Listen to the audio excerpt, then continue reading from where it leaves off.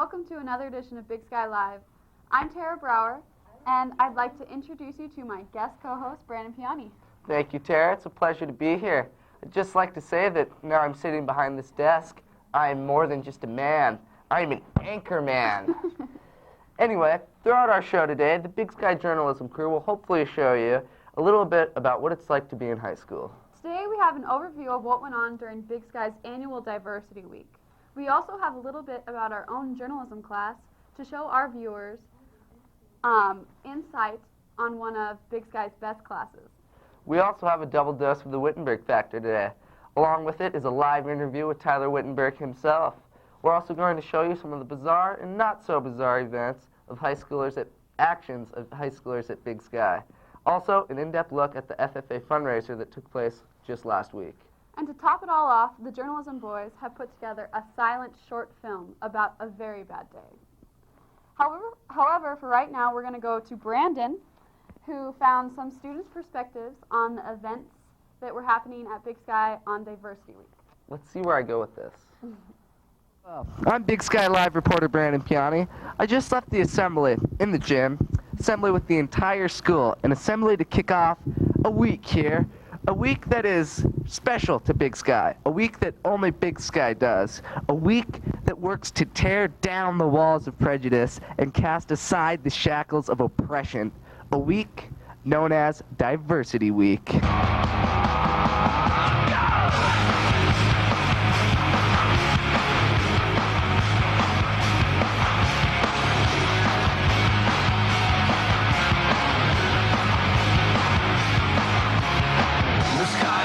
It's a curious condition. It ain't a fallacy, it ain't superstition. You live your life like you're some kind of actor, but the scenario you cannot manufacture. We're gonna need some action. We're gonna need some action soon. Trapped in a world. Diversity Week is basically just a week to get the Big Sky students thinking and kind of seeing the different diversity that we have here at Big Sky High School. How's this for diverse? An extraordinary amount of work is put into making Diversity Week happen. Before we even start doing any kind of work with Diversity Week, we try to get to know each other in the Respect Club, where we have workshops and just try to get to know each other. And then we really start brainstorming of like different presentation, different groups we want to have for the week. And then from there, we usually just make phone calls and kind of get everything ready. Fittingly, there are many diverse opinions about Diversity Week. This is definitely a great week for students to stand out and say who they are and what they like about the group that they belong to. To be honest, I really don't care about Diversity Week. It's just assembly, and every once in a while I get out of class. It really doesn't make a difference to me. I really don't give a Used car. I think we should have a diversity month instead of a week, because there's just so much to learn. There have been so many situations today where you can kind of observe the people while they watch the presentations, and it's kind of, they're seeing things in a whole new light. The thing I don't really like is the way that the teachers and all the staff don't allow you to actually go to any of the presentations or anything. It's kind of a waste of our time and a reason to put it on. Respect Club throws together Diversity Week in a tremendously minuscule amount of time. Every year we tell ourselves we're going to start early, we're going to start like in December or November so we can get everything set. But like every year, we usually put it off until January, so we only have like about a month or month and a half to set everything and get everything ready. So, in conclusion, Diversity Week is a wonderful thing for the students and the teachers alike. This is Brandon Piani, reporting to you from up in a tree. You take it easy, Big Sky. Wow, that handsome devil did a ravishing job. Our next segment is about our very own journalism class that makes and produces this very show. This is my first year being in broadcasting journalism, and I must say it's been a smashing time. I mean, sure, there's been a lot of work with meeting deadlines and stuff like that, but I really feel I've learned a ton and made a lot of progress, considering I'm anchoring. So this next segment offers both the pros and cons of being involved in a program that requires a lot of dedication and a fair amount of stress. So let's go to Brittany. I'm sure you're all very familiar with Big Sky Live, but today I'm going to take you behind the scenes where you can see how the show really happens.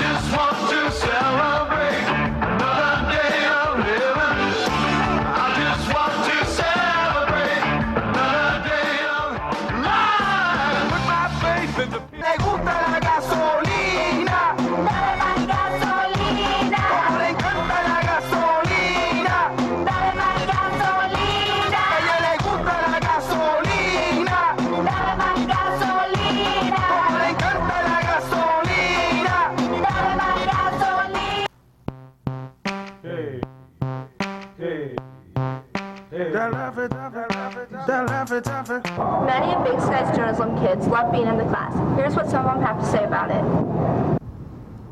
What makes this class hard or frustrating is when the computer freezes or you don't get your segment done on time, when you're down at MCAT and everything's just not working. One thing I've learned from this class is that you use your people skills, and if you don't use your people skills, you won't usually get much done. And I've also learned how to use cameras and computers and how to edit, and many things you should learn in this class. You should join it. I think my favorite part about being in this class is just the kids and the environment. Everybody is just really relaxed and having a good time. There's just like, it's so fun. Everybody, like, it's just great. Want it, boy, I know you want it. While I turn around, you watch me check up on it. You watching me shake it, see it in your face. Can't take it, it's blazing. Watch me in amazement. You can look at it as long as you don't grab it. If you don't go bragging, I'm gonna let you have it. But it's my fault, it ain't my fault. Crazy eyeballs, my insides crawl, and I clam up. Check it out, I drive these scrubbers crazy. I do it on the daily. They treat me really nicely. They buy me all these ices. Dolce and Gabbana, Fendi and Bandana. Karen, they be sharing all the money. Got me wearing fly. Gilbert, I am. Thank you, Onboard East here at Big Sky High. Next, we have yet another Wittenberg factor. This is number 12 for Tyler, and it seems he's still going strong. Our class, and I feel most of Big Sky, is taking quite the shine to the Wittenberg factor. So today we have not one, but 2 factors for you. Not only are his segments entertaining, to say the least, but Tyler is an amazingly interesting junior at our school. So right after his show, we'll have a live interview with Tyler Wittenberg, the creator of the factor himself.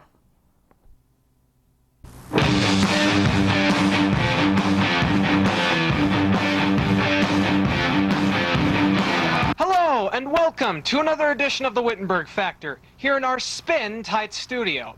It seems the popular thing to do these days is make American soldiers look satanic. A smash film has been released in Turkey that does just that. 2 other films are due out later this year, and we've got the exclusive previews. Here's the one for Sherp Durka Jihad.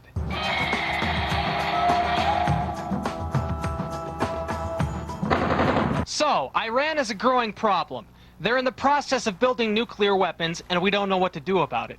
So I decided to start interviewing Hollywood celebrities about them. So tonight, we have Patrick Stewart and Gene Hackman on. Let's start with Patrick Stewart. Mr. Stewart, welcome to the show. This really isn't the time. I'm sorry, I'll make this quick. So what do you think about America's stance with the Middle East? We've made too many compromises already. Too many retreats. I agree. So do you think we should just let Iran build their nukes? No! No! So then what you're saying is we should go to war with them. The line must be drawn here. This far, no farther. But some people think the recent Iraq war was about oil, while others think it's about Bush's revenge. This is not about revenge. This is about saving the future of humanity. But don't you think we should only use war as a last resort? You coward. Don't call me a coward, Mr. Stewart. I beat up this big brawny guy on the Brooklyn Bridge today. Get off my bridge. Make me! Mr. Stewart, I've got one more question for you. Let's say you're the president. What are you going to do about Iran? I will make them pay for what they've done. Thank you, Mr. Stewart. Mr. Hackman, your thoughts. Should we launch a preemptive strike and drop the bomb on Iran? Yes. By all means, sir. Drop that used car. Twice. Are you sure that's a wise decision? I've made the decision. Used car. All right, fine. Cut him off. Mr. Stewart, do you have anything else to say? Get out! Screw you both. In further news, everyone has been talking about Dick Cheney's little shooting he had in Texas, where it took him 20 hours to report it. I love it when these type of things happen. It really brings out how liberal the media is. Now don't get me wrong. Cheney was wrong for what he did, but I chuckle at the theory that Karl Rove told Cheney to shoot the guy to take the heat off of W. Let me ask you something. Whether you like Cheney or not, does he really look like he's anyone's bitch? And if it was planned, then why did it take 20 hours to report? You'd think if it was planned, he would have done it in the Senate chamber.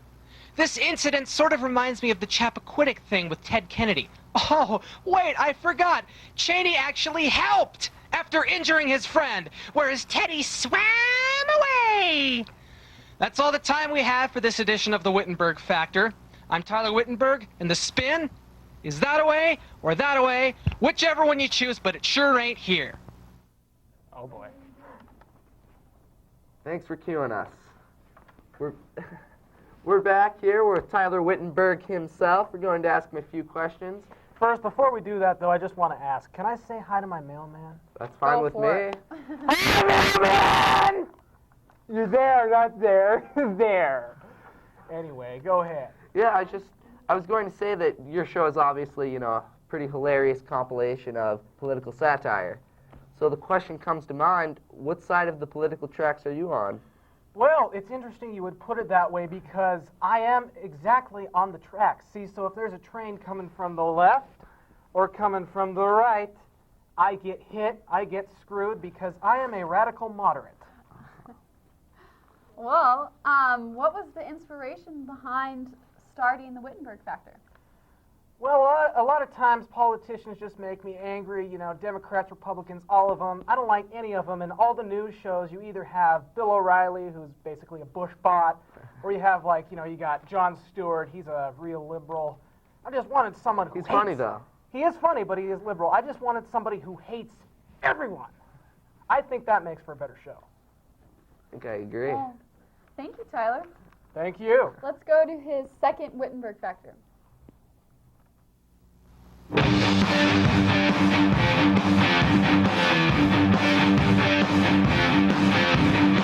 Hello and welcome to another edition of the Wittenberg Factor, here in our spin-tight studio. When President Bush ran for office in 2000, he said he would be a uniter, not a divider. For 5 years, he's been nothing but a divider. But he's finally managed to become a uniter. Yes, that's right, he's united everybody. Against him. Last week, the president announced his plans to let a company from the United Arab Emirates control 6 ports in the United States. These ports all have one thing in common. All 6 of them import nuclear reactors. Do we really want Arabs in control of such sensitive areas of the U.S.? I know what you're going to say. That's racist. Well, you know what? Maybe when they quit blowing stuff up, I'll lay off. Until then, I wouldn't want any Arabs running a lemonade stand, much less something that can be used as a devastating weapon. Now I know what you're going to say. The UAE is full of good people. They're our allies. Need I point out that 2 of the 9/11 hijackers were from this happy fun land? Now I'd like to welcome to the program fellow political commentator Rush Limbaugh. Welcome to the show, Mr. Limbaugh. My friends, it's great to be here. I'm glad. So, Mr. Limbaugh, what do you think of what's being called Portgate? Frankly, Tyler, it worries me. It does? Yes, it worries me that people aren't supporting George W. Bush. Good Lord! Everyone needs to support our president. He's what makes America great. If you don't want to kiss his feet, you are a communist retard. Okay, enough about Bush. Anything interesting to talk about? Did you know I'm releasing an album of classical music? No, actually I didn't. It's called Patriotism in the Heartland. Want to hear my rendition of the national anthem? It's the first track. Okay. Bush, Bush, Bush, Bush, Bush, Bush. Bush, Bush, Bush, Bush, Bush, Get this freaking Bush bot off my show! Bush, Bush. In his State of the Union address, President Bush mentioned that the United States is addicted to oil. That was, without a doubt, the greatest speech in American history. Shut up! Montana Governor Brian Schweitzer went on 60 Minutes on Sunday to talk about his alternative energy plan. Since the Wittenberg Factor has about twice as many fans, I thought I'd have Governor Schweitzer on this show to talk about it. Welcome to the show, Mr. Governor. I'm the governor. Yes, I am. Yes, I am. Yes, I am. Yes, we all know that. So please, tell our viewers about your plan. Well, we can end our addiction to oil by tapping our coal resources and making fuel from that. We can then sell the ensuing carbon dioxide to the oil companies for them to use. Do the math. That sounds like a great plan. I'm a visionary. Darn. Yeah, but you're not known for getting things done. Like your big plan to help teachers with their tuition if they stayed in Montana after they went to college. You haven't tried to get that through yet, have you? Education? What's that? I like guns. In fact, you haven't done much except struggle to open a champagne bottle and tear down the Milltown Dam. Mr. Gorbachev, tear down this dam. Darn. Mr. Schweitzer, you know what? You have some great ideas. If you just get off your ass and do something about them, you'd be a great governor. My fuel thing won't go through, though. There's too many environmentalists. Do the math. I know, but you can at least try. Governor's chair goes round and round, round and round, round and round. Governor's chair goes round and... What do these ass cheek prints do to my window? All right, thanks for being on the show, Mr. Governor. My friends, that's all the time we have for this edition of the Wittenberg Factor. I'm Tyler Wittenberg, and the spin is that away.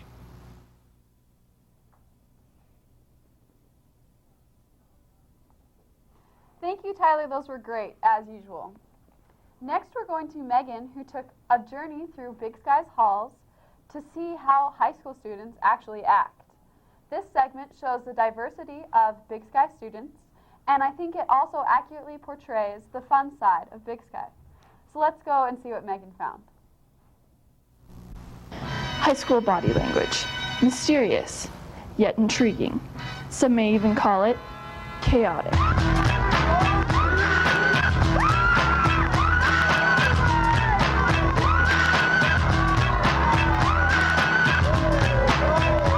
Join us on a safari through the halls of Big Sky High. Taking a closer look, there are numerous different methods a specimen uses to prowl his territory. For instance, the geek, the courteous,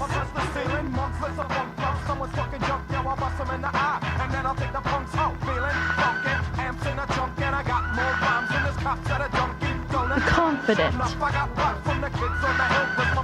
the jock,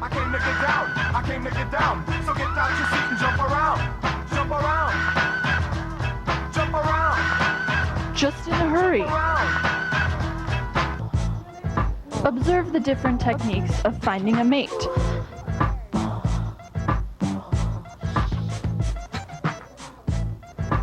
Notice how this predator stalks his prey, and then quickly moves on to other potential mates. Some find security in herds,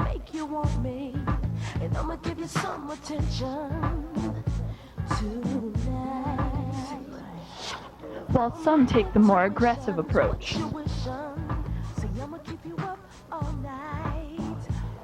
While some are still searching. Usually, the male is the alpha, but in this case, you can see the female obviously takes the upper hand. Here are some other observations of body language. Some would rather blend into their environment, while others try to stand out by a stunning display of coordination.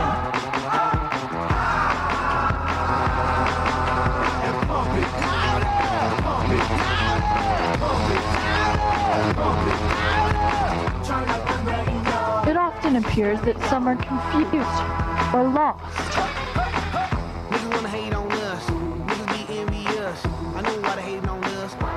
Here is a female devouring her freshly retrieved carcass and fending off scavengers.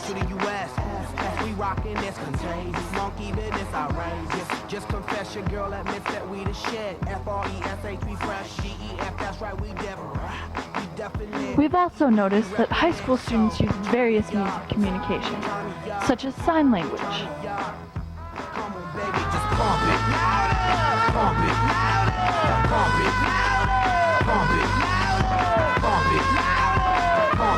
Or the cellular telephone. The infamous tap game. Some specimens use teamwork to fend off enemies.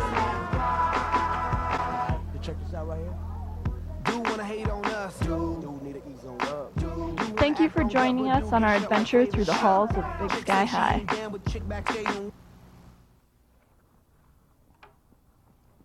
Thanks, guys. That was great. Next, don't be angry. We're going to take a very quick commercial break. With yet again Brandon. Thank you. And Tyler.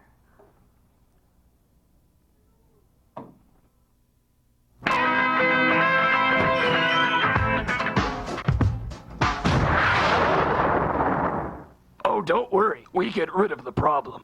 We put fear into their hearts. What your bloody are you? No infestation is too tricky.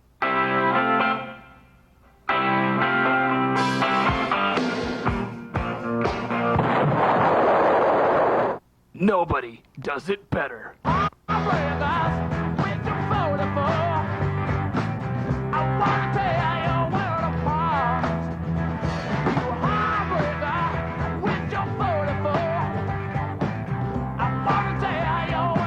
So what are you waiting for? Call us now.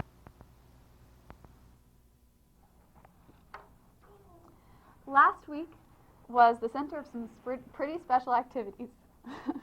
One being a very successful diversity week. But the other was a wonderful fundraiser that helped a special Big Sky graduate, Heather Henderson, who was recently diagnosed with liver cancer. The FFA really stepped up and did their part to help Heather and her family. Rhonda and Katie went in depth to inform our viewers about this fundraiser. Missoula's FFA has raised $180 for Heather Henderson. Heather Henderson went to Big Sky 2 years ago. She is now 20 years old and was recently diagnosed with liver cancer. Heather Henderson is a past Big Sky 4-H and FFA member who is 20 years old and was recently diagnosed with a rare form of malignant liver cancer. Tabitha Beatty organized this fundraiser to help her out. I did this fundraiser when Mr. McClure told us about some ranch up north of here somewhere who was doing a fundraiser and they were making tons of money having people come to kiss the pig. So what we did is we picked 3 administrators. She got Mr. Serba, Mr. Hayden, and Mr. Fortman to help him out. They each had a jar and the students would put money into the jar to pick which one they wanted to kiss a pig. Okay, well, while we're waiting for him, I'll tell you guys what happened. We made... Take turns. All right, here we go.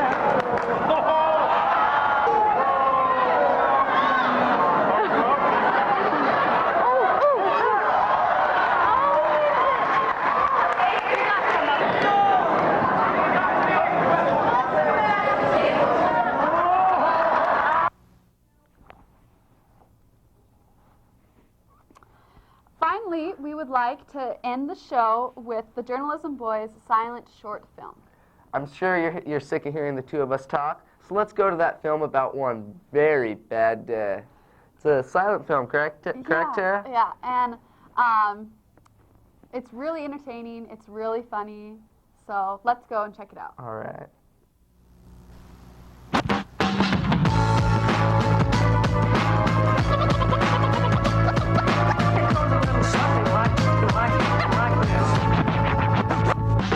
In my shoes, my toes are busted. My kitchen says my bread is molded. I got a good job at the dollar store.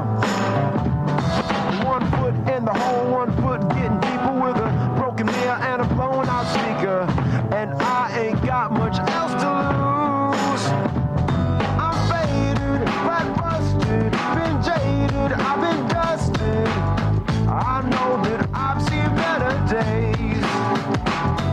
1 foot in the hole, 1 foot getting deeper. Crank it to 11, blow another speaker and I ain't got much to lose. 'Cause I've seen better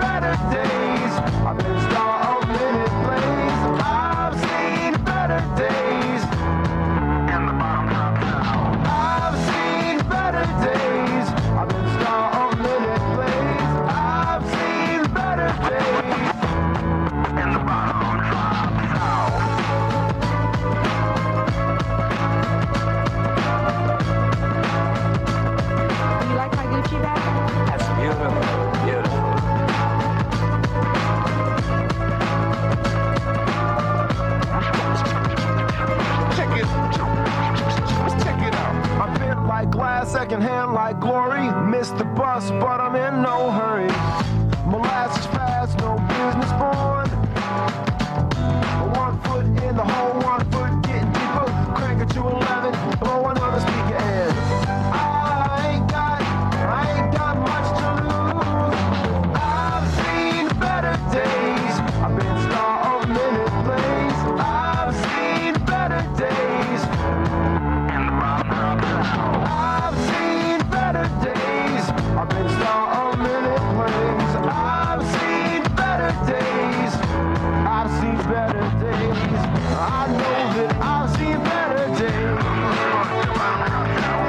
I've been the star of so many plays.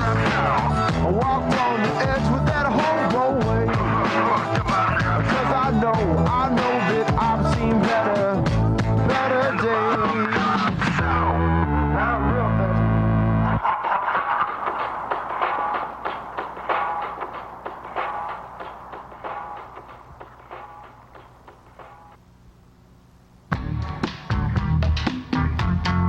Oh, yeah.